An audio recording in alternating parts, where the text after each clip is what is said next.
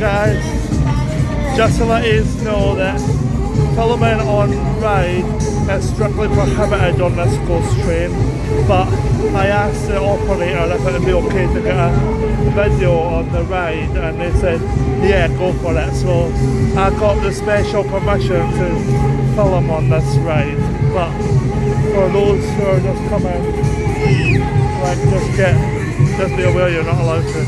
Holy shit, that bomber's really close to us.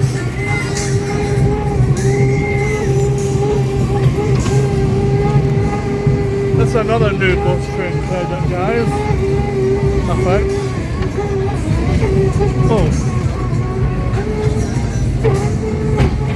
Oh, smiley face flag. Oh wow, it's really dark in here. Halloween. Oh, that's so cool.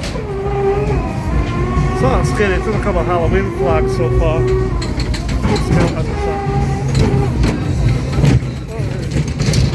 Ow. I'll be a bit of a curved drop.